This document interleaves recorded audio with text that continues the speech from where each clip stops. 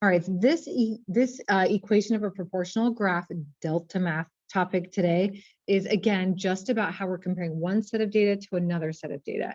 And when we do that, we've got this many of that thing per that. So this per that, like miles per hour, feet per minute, cookies per second, if you eat cookies really quickly, right? So we're just comparing how many, what's that boring rate? It's predictable, straight relationship between those pieces of information, this per that. And so the equation that we get is y equals that number times x, that relationship between them. It's how they compare to one another.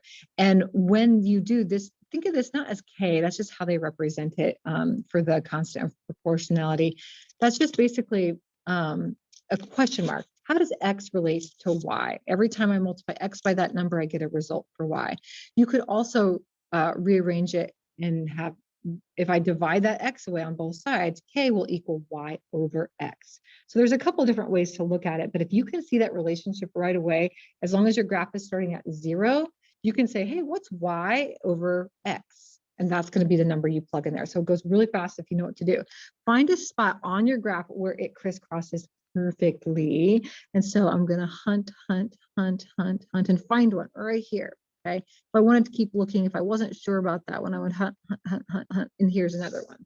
Okay. Those 2 points, in fact, also this point right here, those points are all on the same relationship, all on the same line that represents the same relationship between our x and our y. So look at your y, it's 4. Look at your x, it's 5. Now we're not telling you to go over 5 up 4 to tell me the coordinate of my point.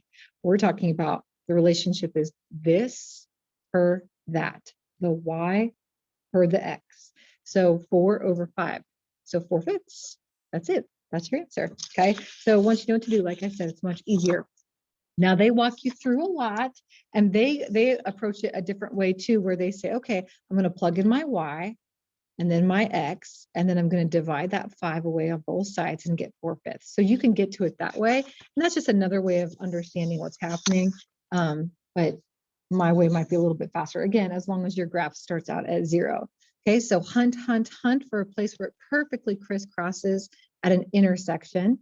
Okay, there's one, here's another one. So if my y is 1, my x is 4. My y is 1, my x is 4. You might be like, Mrs. Landers, well, there's gonna, what do you do about the other dot? What about that answer? Well, that's 2 and that's 8. And notice that 2/8 simplifies to 1/4. Okay. So if our line kept going and going and going forever, we would still be able to simplify that to the fraction 1/4. And that's how you get those answers. Yep. And then you want to rewrite that. Sometimes they'll ask you for the equation. Okay. And if they do, that's the version that they're looking for. Just putting that number in front of your x. Good luck.